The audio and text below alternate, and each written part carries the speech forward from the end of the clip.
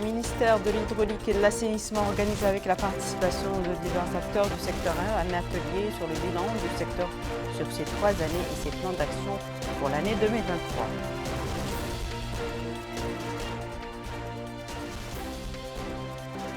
L'autorité supérieure de la presse et de l'audiovisuel organise une formation sur le renforcement des capacités des journalistes dans le domaine de la médiation des dossiers judiciaires.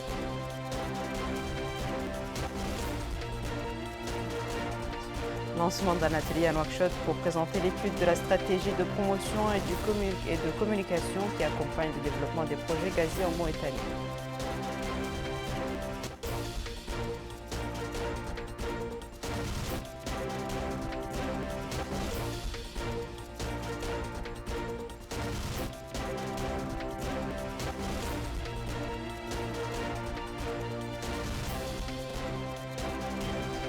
Bonsoir mesdames, mesdemoiselles et messieurs. Merci de vous joindre à nous. Le ministre des Affaires étrangères et de la coopération des Mauritaniens de l'extérieur, M. Mohamed Salem Merzoug, a décoré aujourd'hui au nom de M. Mohamed El-Cheikh Al-Ghazouani, président de la République, son Excellence M. Leonardo Carvalho Monters, ambassadeur de la République fédérale du Brésil, de la médaille de commandeur de l'Ordre du Mérite national à l'occasion de la fin de sa mission en Mauritanie.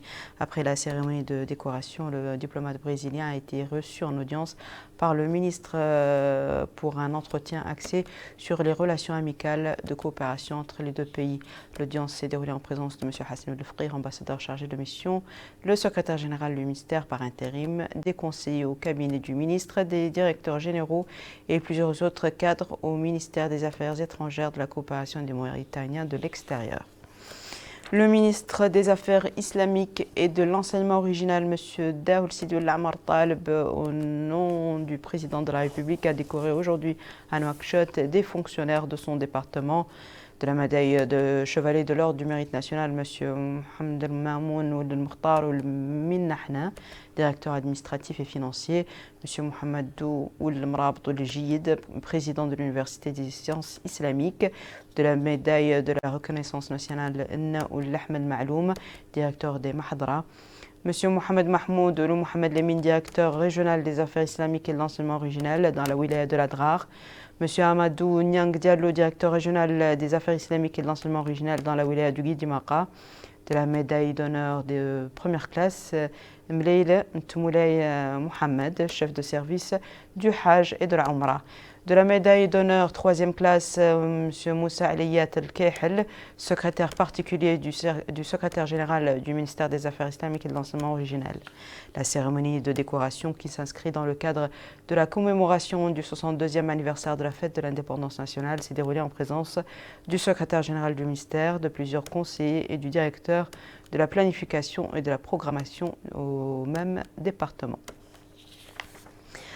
Le ministre de l'Éducation nationale et de la réforme du système éducatif, M. Brahim Ouad Mohamed Lemine, a tenu aujourd'hui dans son bureau à Nouakchott une réunion avec les membres du comité de supervision du projet de revalorisation de la profession d'enseignant.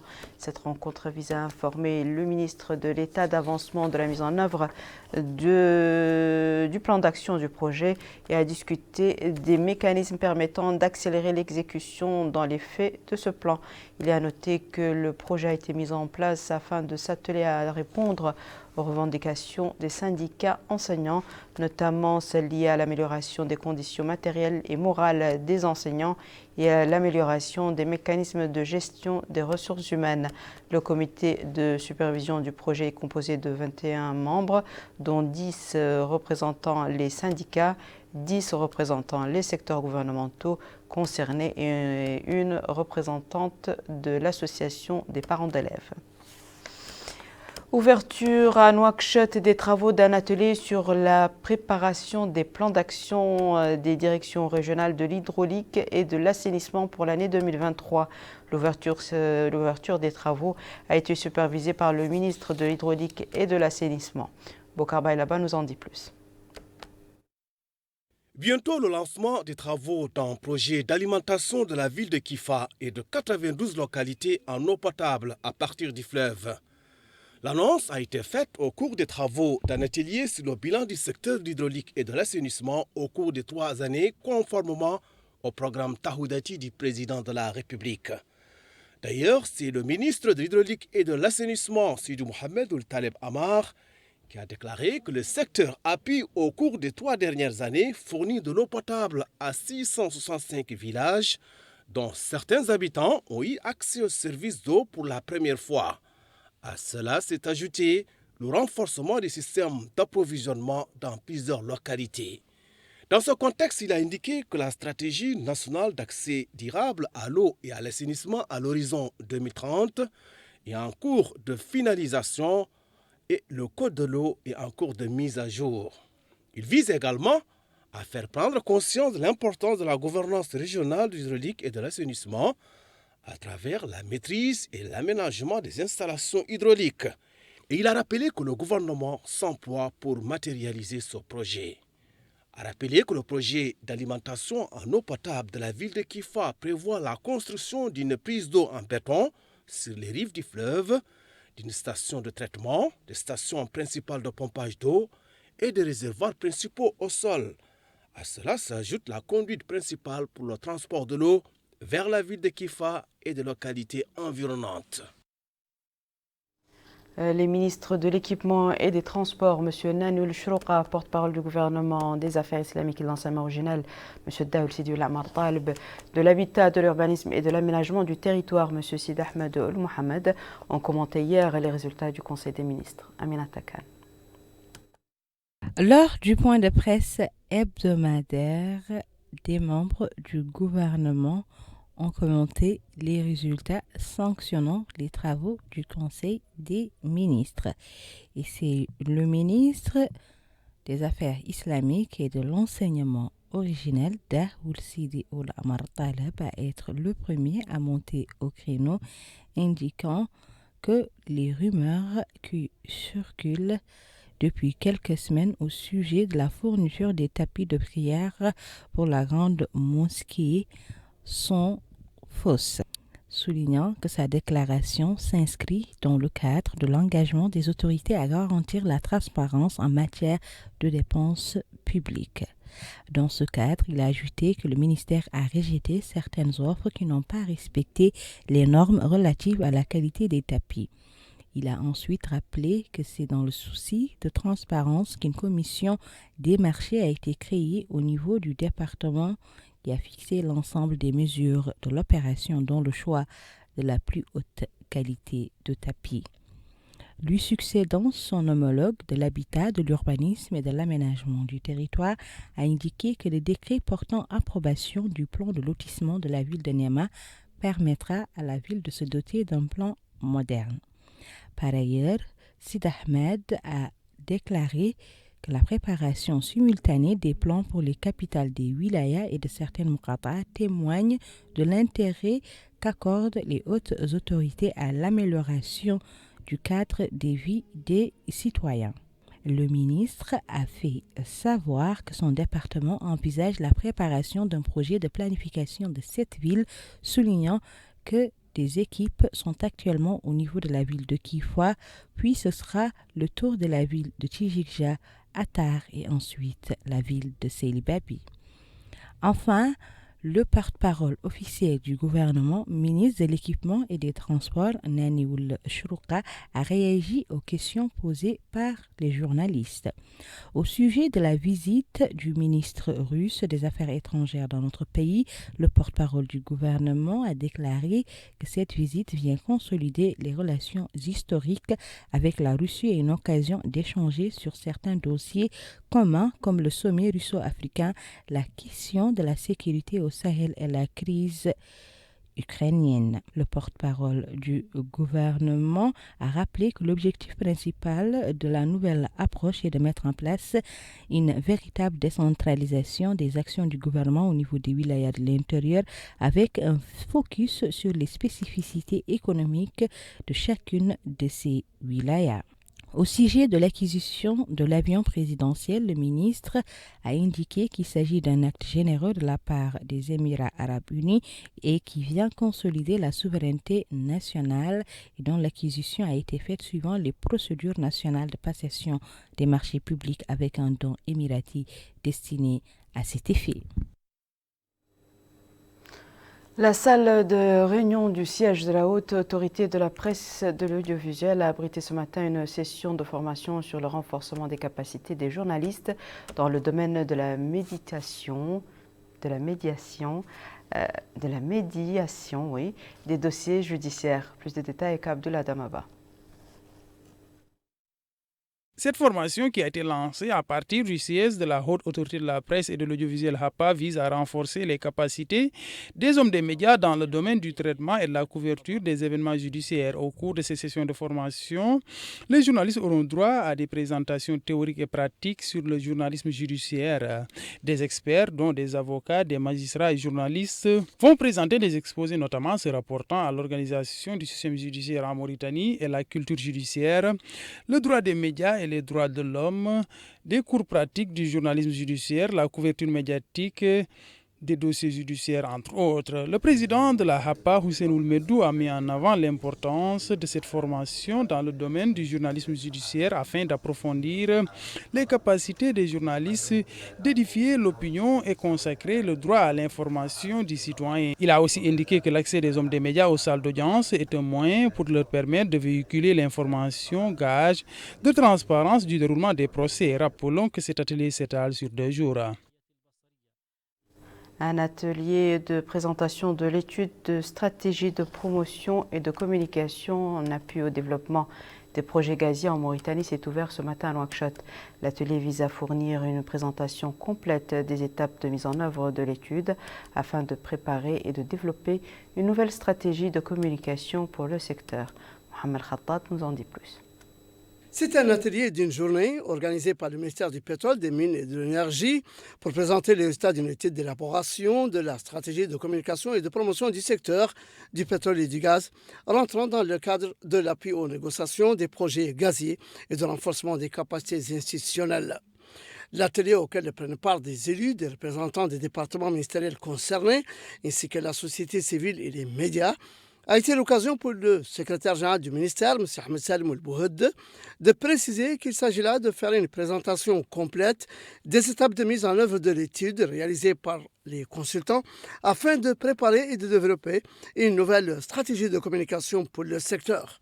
Il a exprimé son espoir de voir l'atelier débattre et échanger sur cette étude pour répondre aux meilleures attentes en matière de suivi et de promotion des projets gaziers et pétroliers et des perspectives d'avenir de la Mauritanie dans le domaine des mines et des énergies vertes.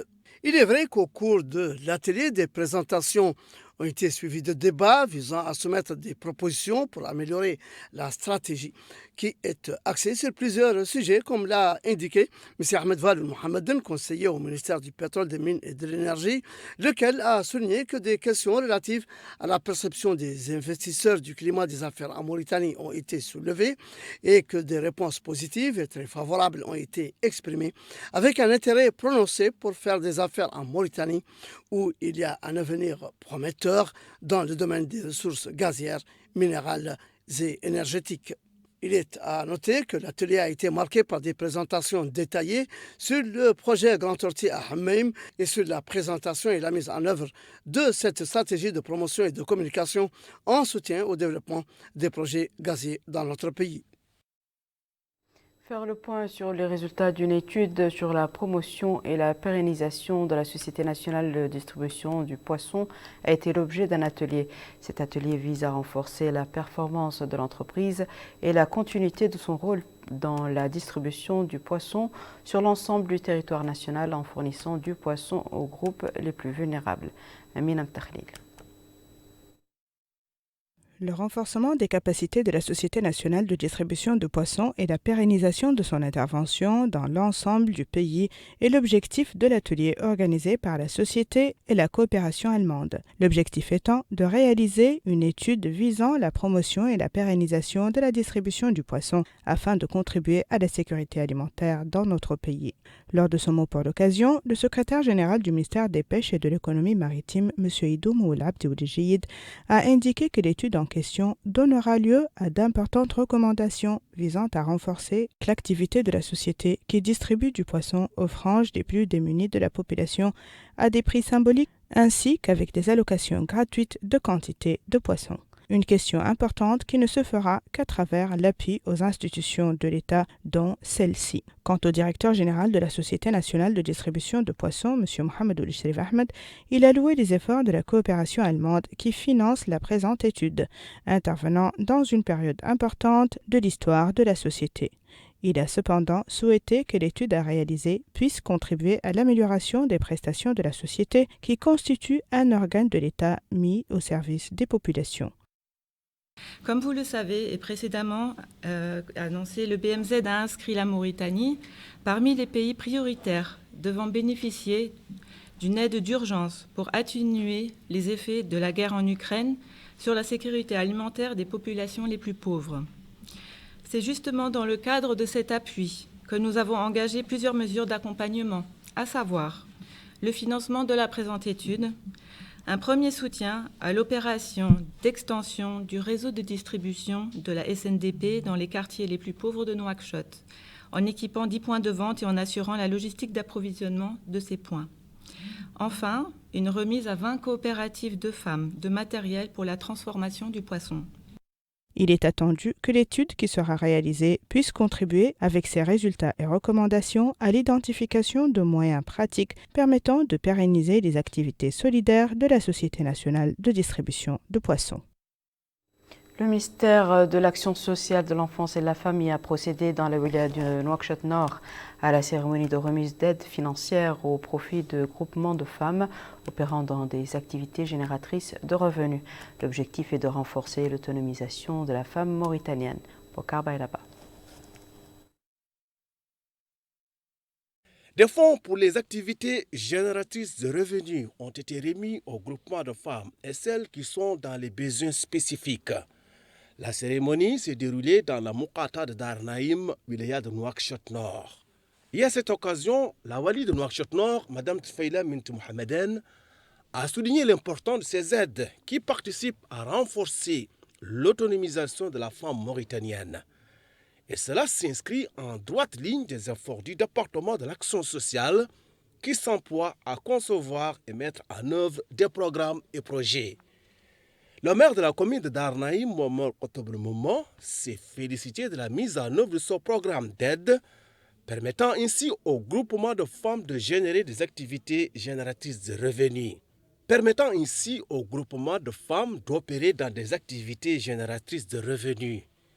À leur tour, la présidente de la direction de la famille et de la promotion du genre, Mme Mariam Mint Mohamed Abdrahman Ul-Haïmid, et la présidente de l'association des femmes handicapées au niveau de la wilaya de Nouakchott Nord, Mme Houmeya Mint Lemrabot, ont souligné que les femmes assurent un grand rôle dans la construction d'une économie structurelle qui contribue à faire avancer la roue du développement local.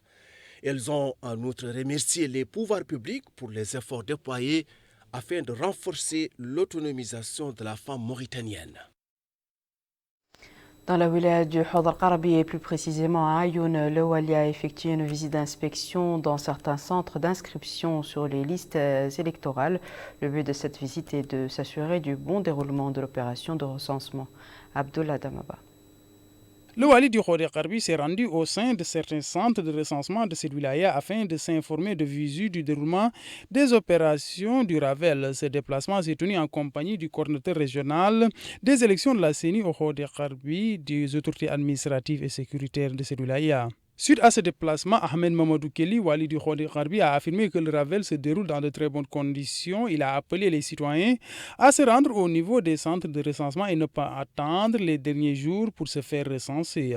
Plus de 46 000 résidents se sont inscrits jusque-là à l'échelle régionale au sein des 52 centres de recensement répartis dans les 5 moukhata de cette wilaya. Le coordinateur régional des élections de la CENI, Ahmed Ould Moulay Ahmed Ould Ahmed Chérif, a indiqué que le recensement a connu une baisse du point de vue de l'affluence ces derniers jours.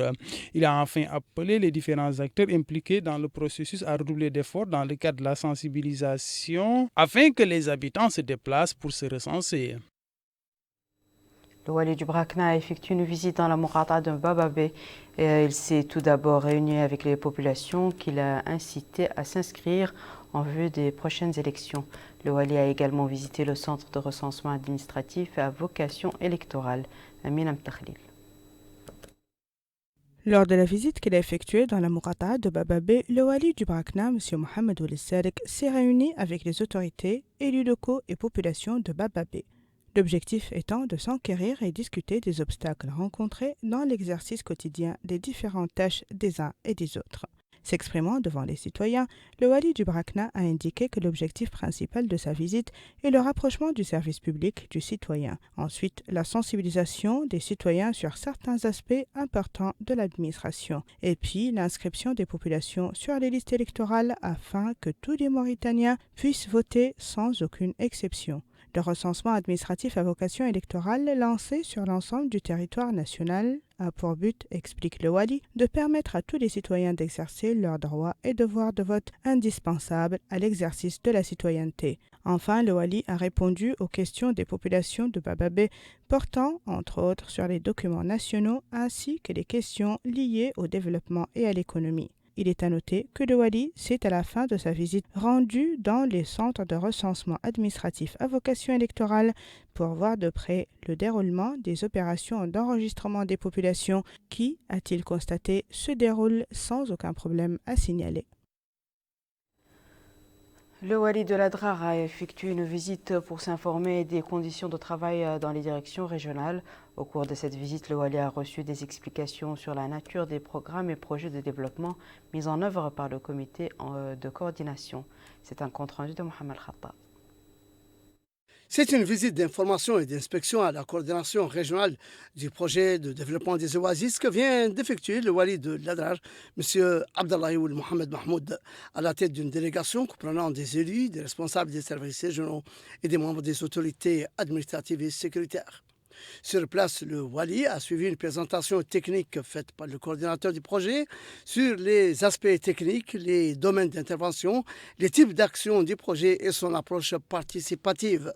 À l'issue de la visite, le Wali a déclaré qu'elle lui a permis de prendre connaissance du niveau de fonctionnement de la coordination régionale du projet de développement des oasis et de s'enquérir de la situation des oasis dans la wilaya.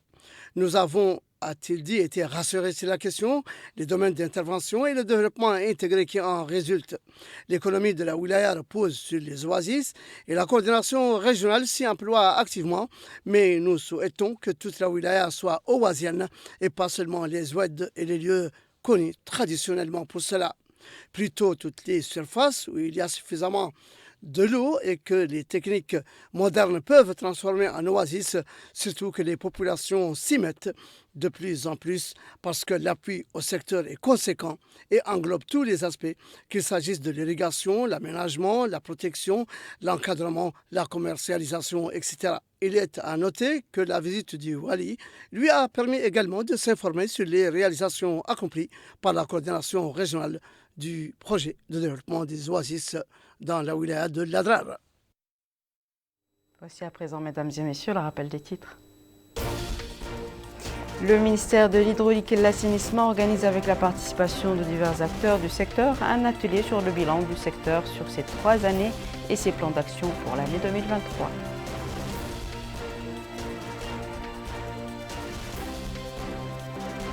L'autorité supérieure de la presse et de l'audiovisuel organise une formation sur le renforcement des capacités des journalistes dans le domaine de la médiatisation des dossiers judiciaires.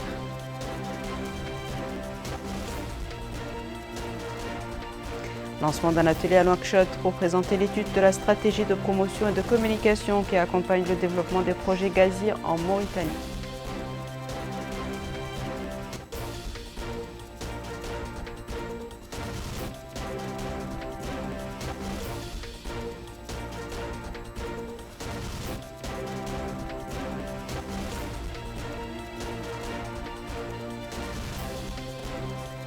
C'est la fin de ce journal, mesdames et messieurs. Merci à vous de nous avoir suivis. Merci de votre fidélité et excellente suite au programme sur le Mauritania.